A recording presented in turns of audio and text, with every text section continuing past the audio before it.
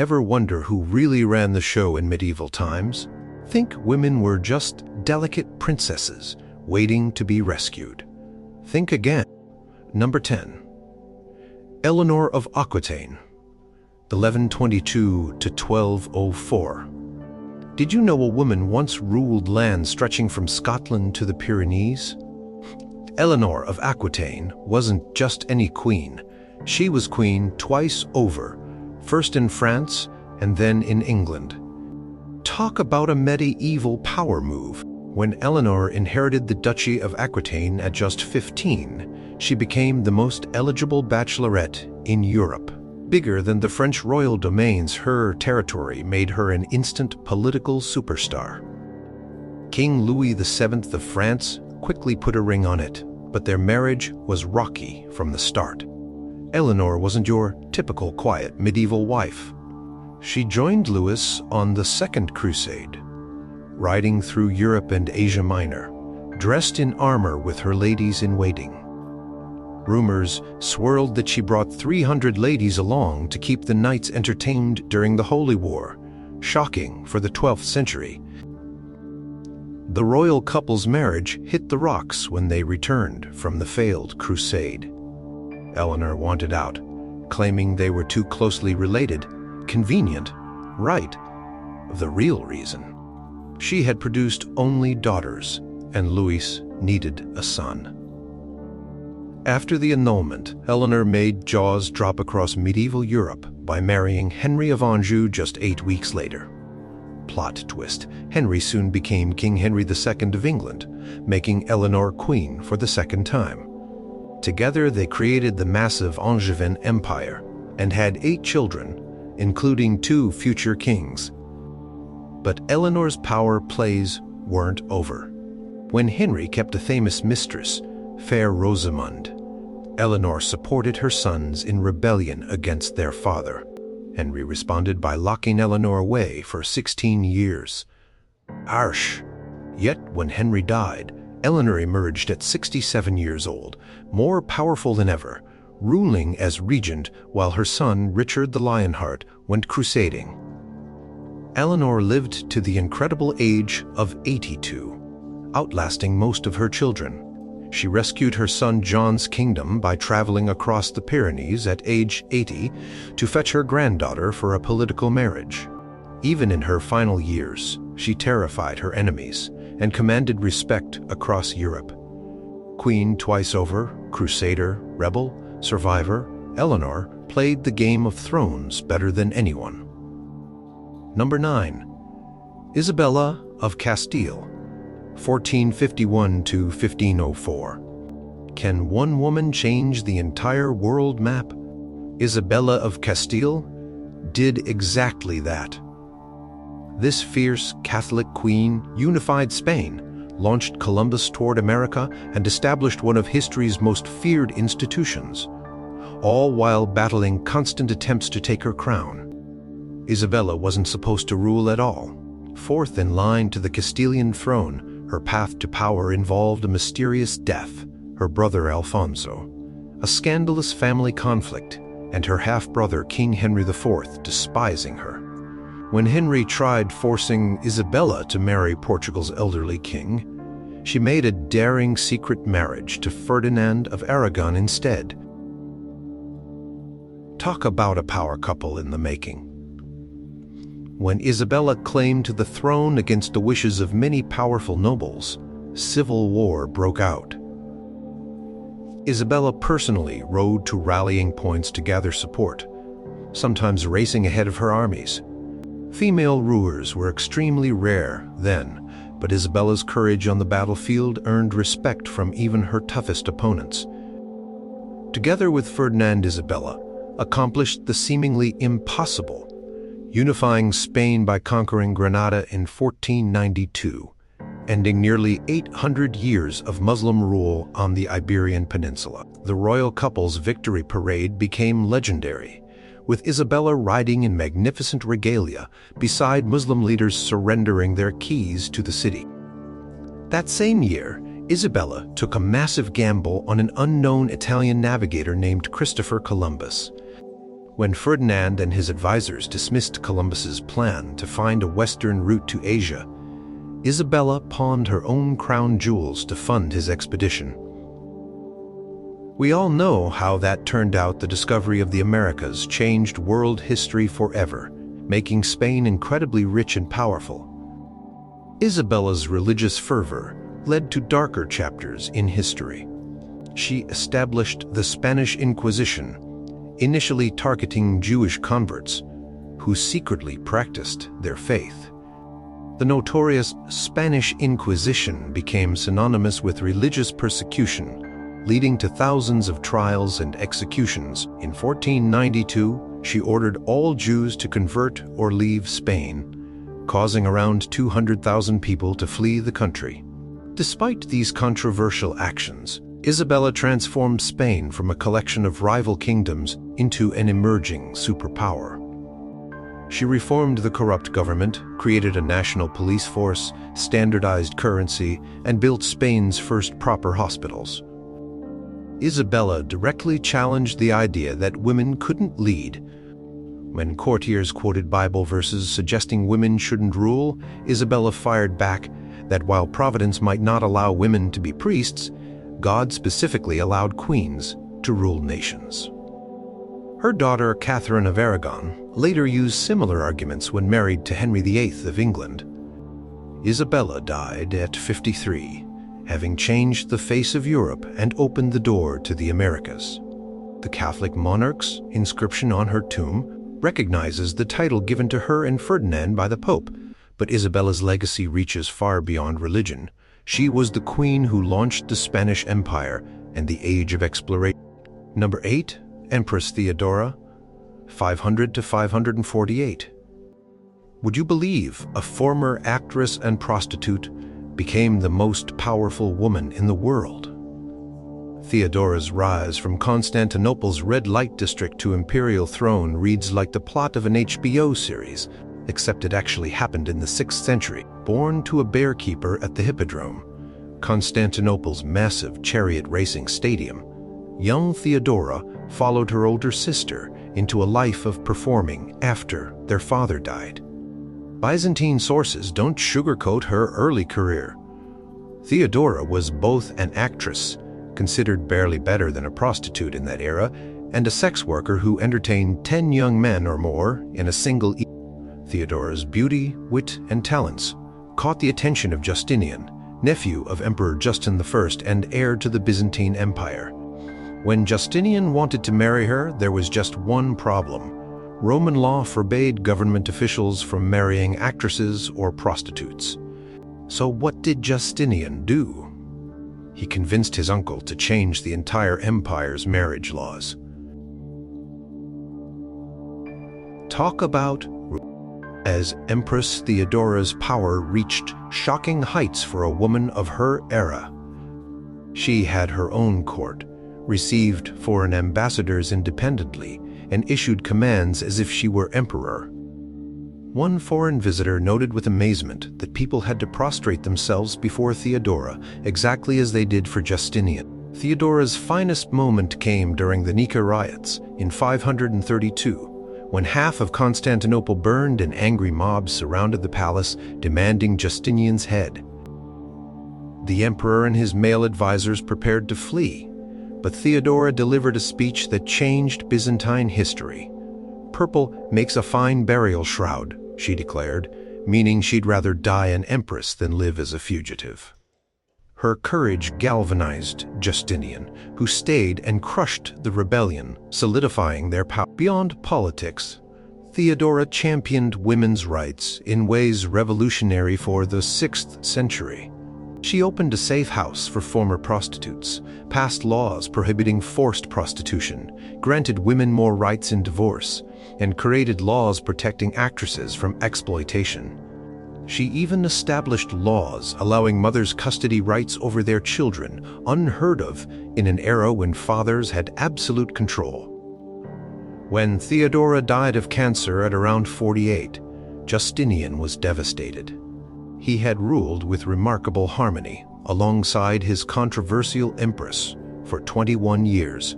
Though later religious chroniclers tried to tarnish her reputation, the magnificent mosaic of Theodora in Ravenna, Italy, preserves her image as she wished to be remembered, bejeweled, powerful, and every inch an empress regardless of her humble and scandalous beginnings. Number 7. Matilda of Tuscany, 1046 to 1115. Ever heard of a medieval woman commanding armies against an emperor? Matilda of Tuscany did exactly that, becoming one of the most feared military leaders of her time and playing a decisive role in the epic power struggle between popes and emperors. When Matilda inherited the March of Tuscany at age 30, she controlled lands stretching across northern Italy, comparable to a small country today. Fluent in German, French, and Latin, this highly educated noblewoman was no ordinary medieval lady. She personally led troops into battle, wielding sword and armor when most women were restricted to domestic duties. Matilda's biggest moment came during the investiture controversy, a massive power struggle between Pope Gregory VII and Emperor Henry IV over who controlled church appointments. When Henry declared the Pope deposed, Matilda became Gregory's most powerful defender, offering her castles as refuge and her armies as protection. Henry was furious that a woman dared oppose him. He labeled Matilda a she-tyrant and accused her of having an affair with the Pope. Unlikely, considering Gregory was in his 70s and a strict believer in clerical celibacy. Henry's propaganda couldn't stop Matilda. When he marched into Italy to defeat her in 1077, she outmaneuvered him with both diplomacy and military strategy. The showdown reached its climax at Canossa Castle in the snowy Apennine Mountains.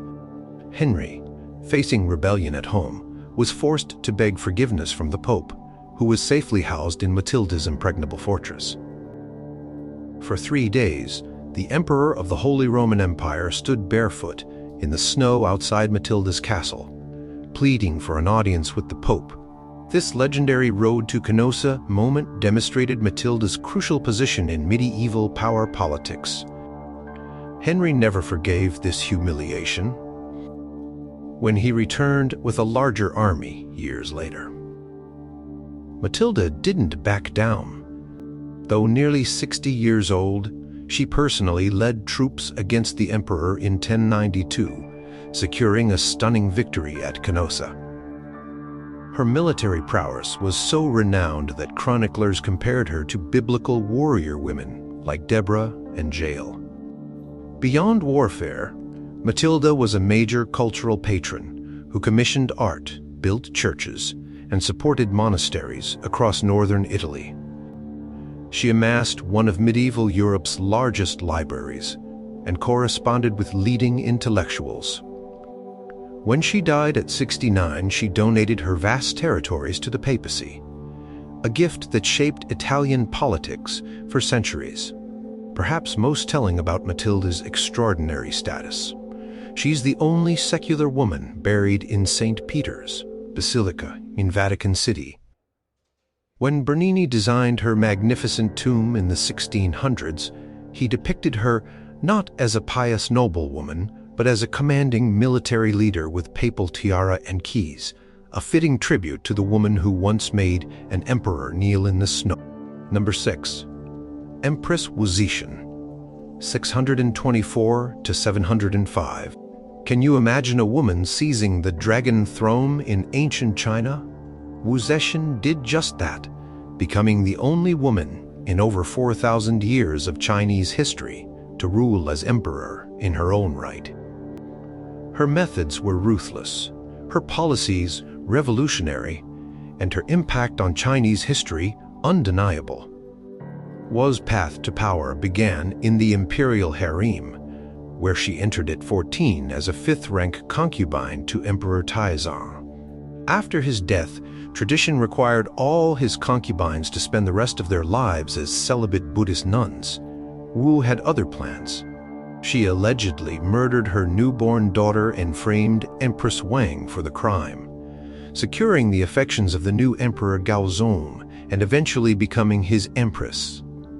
As Gaozong suffered from poor health, possibly due to poisoning, though historians debate this, Wu increasingly handled state affairs. When he died, Wu's real power grab began. She outmaneuvered her own sons, exiled rivals, and created a secret police force to eliminate opposition. By 690, at age 66, Wu declared herself emperor, not empress, but emperor, founding her own Zhao dynasty and taking full control of China. Despite the bloody path to power, Wu's 15-year reign brought remarkable innovations.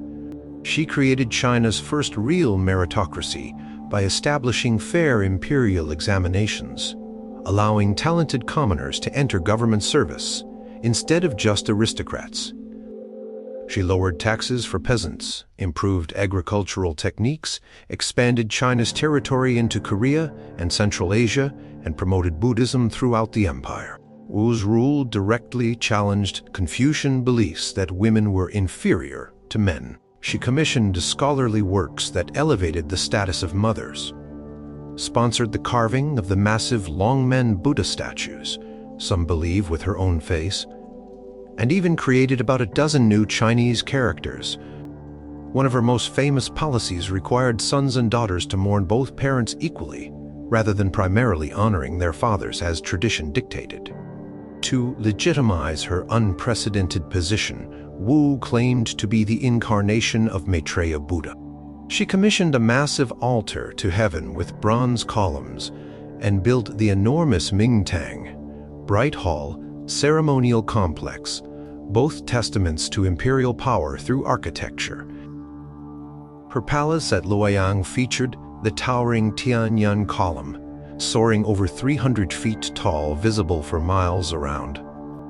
As Wu aged into her 80s, palace intrigue finally caught up with her. Courtiers successfully plotted to return the throne to the Tang dynasty in 705, forcing the elderly empress to abdicate. Unlike most deposed Chinese rulers, however, Wu wasn't executed, but allowed to live out her final months in retirement. After her death, Confucian historians vilified Wu as an immoral, sex-obsessed usurper who allegedly kept young male companions well into her 80s. Yet, archaeological findings and modern scholarship have reassessed her legacy, recognizing Wu as one of China's most capable and innovative rulers, regardless of gender. Her tomb remains unmarked to this day. Wu ordered no epitaph, declaring, "Let my deeds speak for themselves." Number 5. Empress Irene of Athens, 752 to 803. What would you do to keep power, even blind your own son? Empress Irene of Athens made this horrifying choice, becoming the first woman to rule the Byzantine Empire in her own name, and changing the course of European history in the process. Irene's unusual journey began as a beautiful orphan girl from Athens, selected to marry the Byzantine heir Leo IV. When Leo died suddenly in 780, Irene became regent for their 9-year-old son, Constantine VI. Instead of gracefully surrendering power when Constantine came of age, Irene clung to authority with increasing desperation. The power struggle between mother and son grew ugly. Constantine tried to rule independently, but Irene's faction remained strong. In 797, she made a shocking move.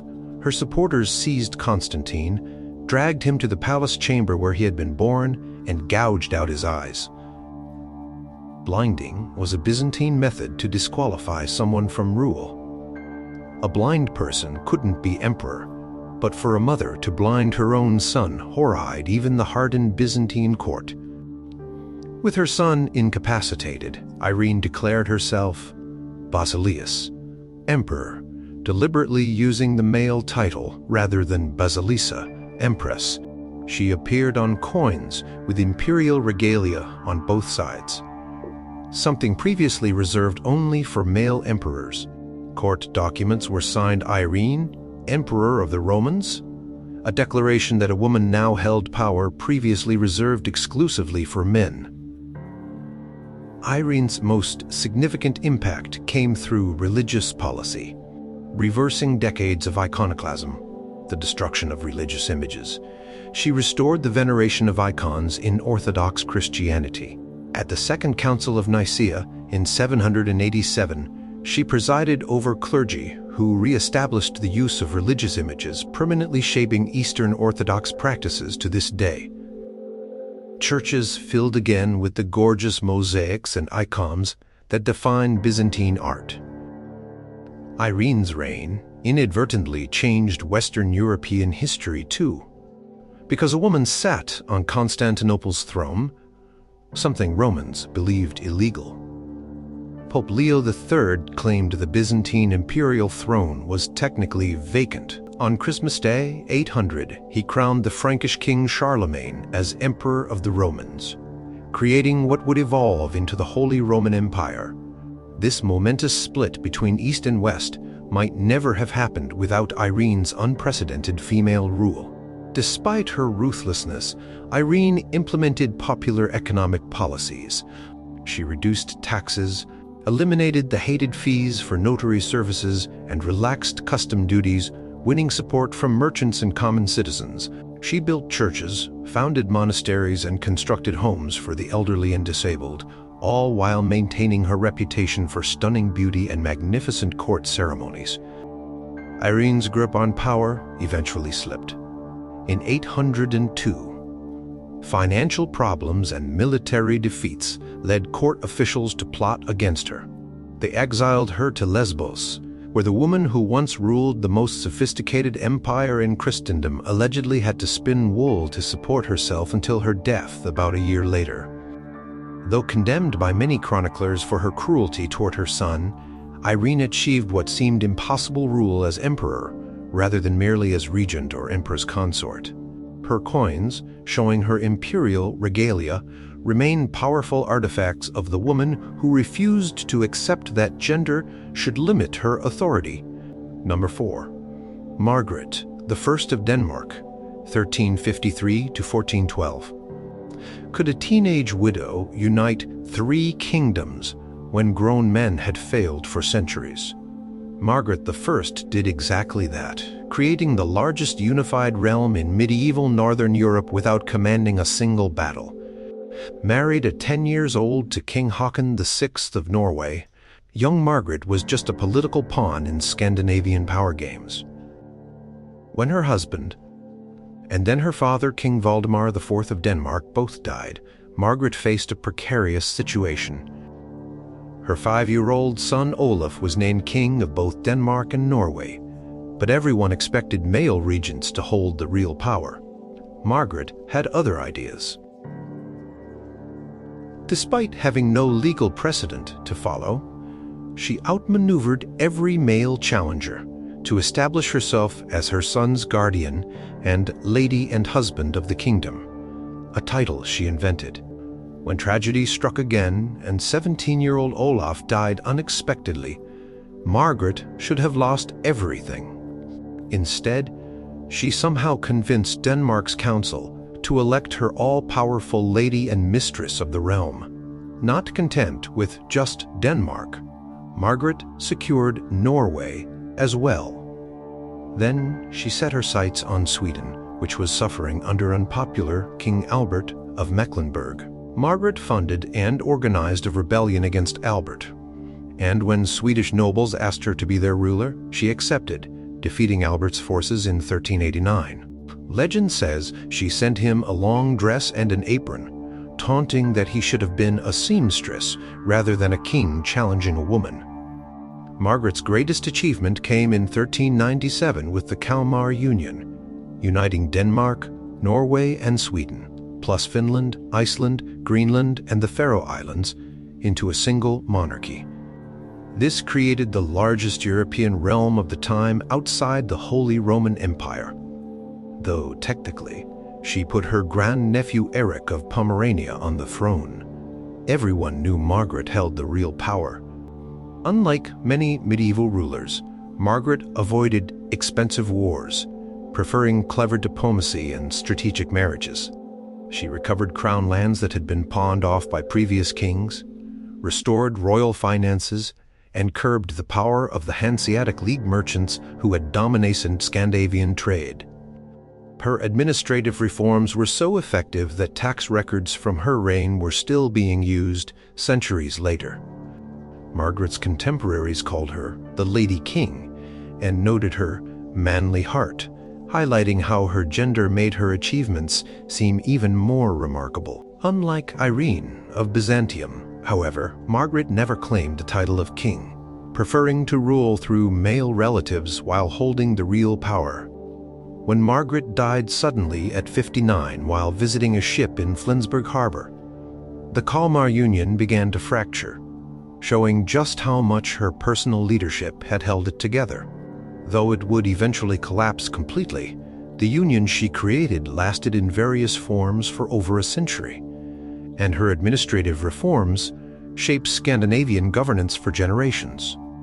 Margaret I never wrote memoirs or left personal reflections, but her diplomatic letters reveal an intelligent, pragmatic ruler who played Scandinavian nobles against each other masterfully. In an era when female rule was considered unnatural, she built a tri-kingdom empire that made her arguably the most powerful person in Northern European history. Number 3. Blanche of Castile, 1188 to 1252. What would you do if you became regent of a hostile country where you didn't even speak the language? Blanche of Castile faced exactly this challenge, twice saving the French monarchy and raising a king so successful he would become a saint. Arriving in France at age 12 to marry the future Louis VIII, Spanish-born Blanche initially struggled in the French court. Her mother-in-law treated her terribly, and French nobles viewed her as a foreigner. Yet Blanche studied hard, mastering French politics and building a network of supporters that would later prove crucial. When her husband unexpectedly died in 1226, Blanche faced disaster. Her son, Louis IX, was only 12 years old, and powerful French nobles immediately plotted to seize control. Within days of becoming a widow, Blanche arranged for her son's immediate coronation and declared herself regent. The shocked French barons found themselves facing a woman who refused to back down. Those barons soon formed a rebellion, believing a foreign woman could never control France. They were wrong. Blanche personally led royal armies, directed siege operations, and negotiated with rebel leaders from a position of strength. When the rebels attempted to kidnap young Louis IX, Blanche called on citizens of Paris, who formed a protective human chain around the boy king as they escorted him safely to the capital. Blanche didn't just defend the throne, she expanded royal authority. She successfully ended the Albigensian Crusade that had dragged on for decades in southern France, bringing the rich region of Languedoc under direct royal control. She reformed tax collection, strengthened the French legal system, and built magnificent Gothic structures like Sainte-Chapelle in Paris. As a deeply religious woman, Blanche personally supervised her son's education, combining piety with practical kingship.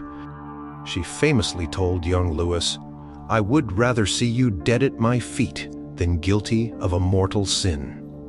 Her careful training produced one of France's greatest monarchs, the only French king ever canonized as a saint.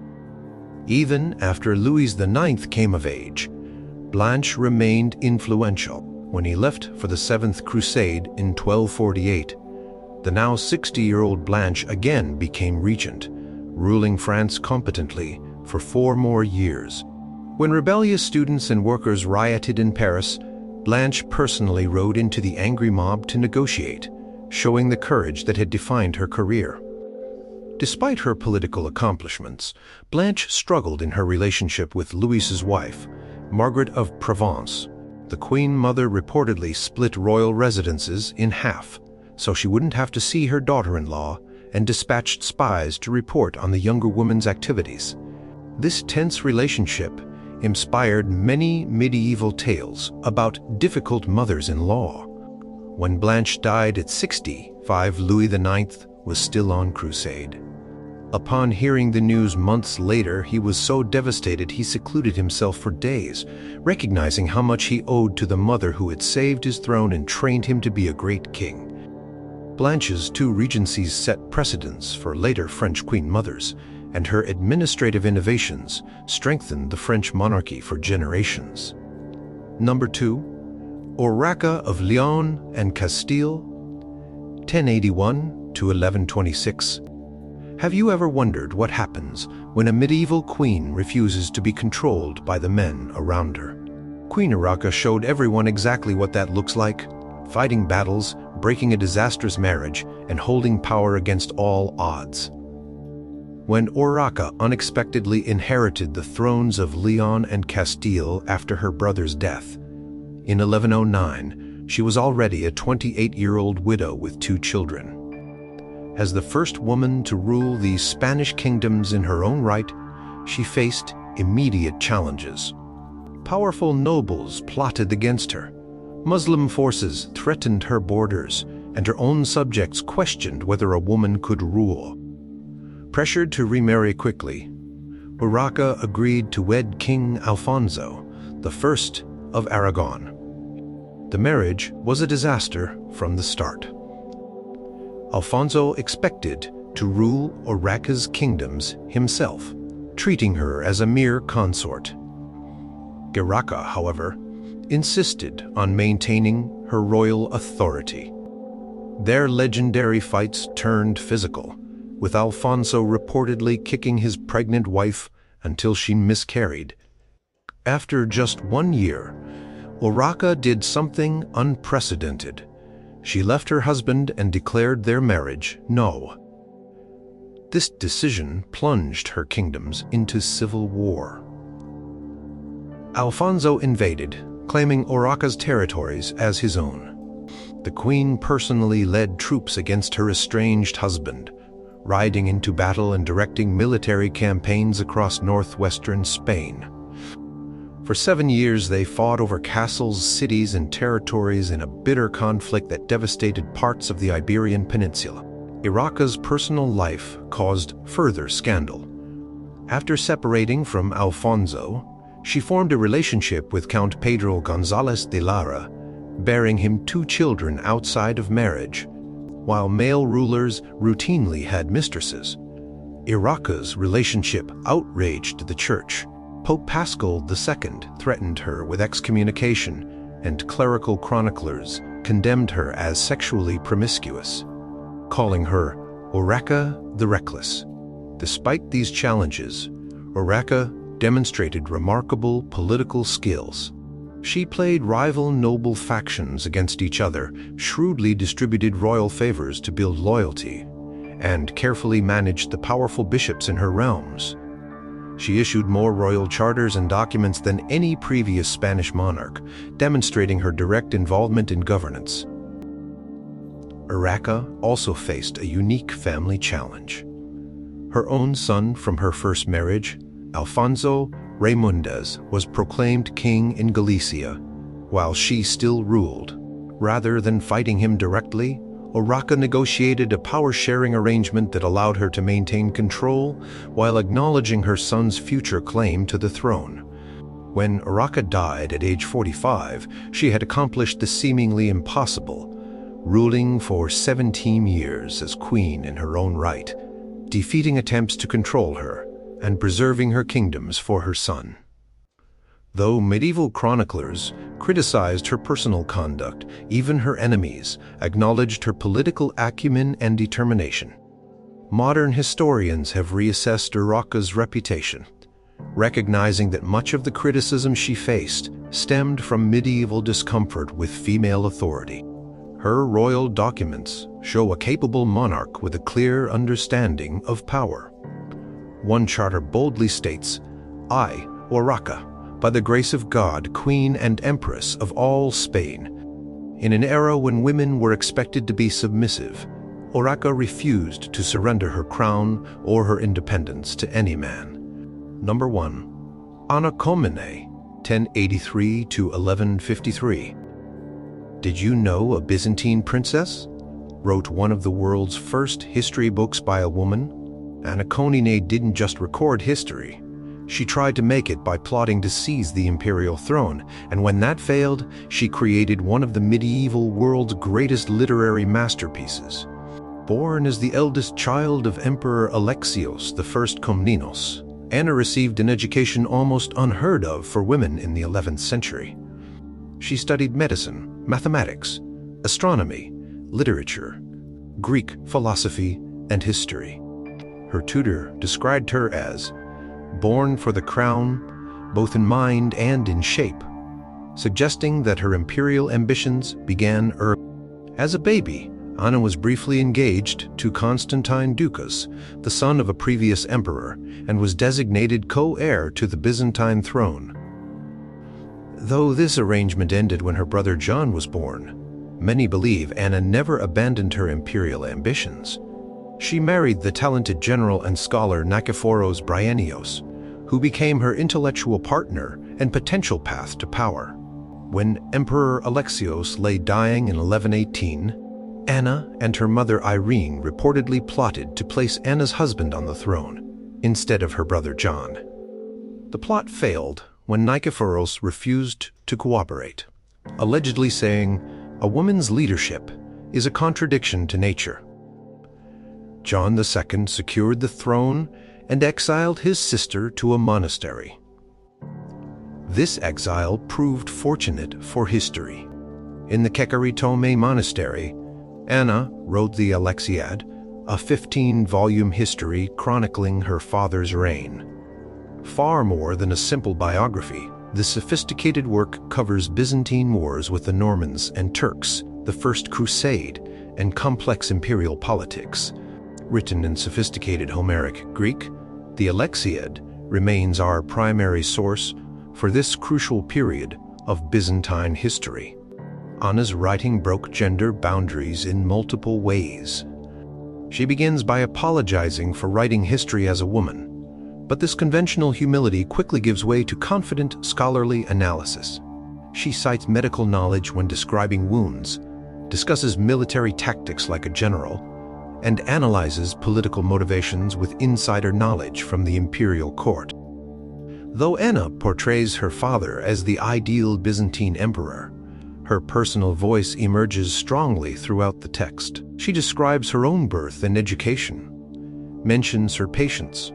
She worked as a physician, and expresses raw grief over the deaths of her husband and son. Most striking are her bitter comments about being denied the throne, referring to her brother as cruel and calling herself born in the purple, the imperial birthing chamber, a claim to legitimacy. Anna's descriptions of crusaders reveal Byzantine perspectives rarely found in Western sources. She portrays crusade leader Bohemond as physically impressive but morally suspect, and criticizes Western knights as uncivilized compared to sophisticated Byzantines. Her account helps explain why the Crusades eventually turned against Constantinople itself. Though confined to a monastery for 30 years, Anna created an intellectual salon that attracted the greatest scholars of her era. She collected and preserved ancient Greek texts that might otherwise have been lost, sponsored astronomical research, and continued practicing medicine. Contemporary writers praised her healing skills and intellectual achievements. Anna Komnene died around age 70, never having realized her imperial ambitions. Yet through her writings, she achieved a different kind of immortality. The Alexiad remains one of the greatest historical works of the medieval era, and one of very few histories written by a woman before modern times. Her powerful voice reaches across 9 centuries, allowing us to see Byzantium through the eyes of a princess who almost became empress. Ever wondered what these remarkable women might have achieved in modern times? What boundaries might they break today, when swords and castles have been replaced by different kinds of power? Their stories remind us that exceptional women have always found ways to leave their mark, even in the most restrictive eras of history. So who's making history right now?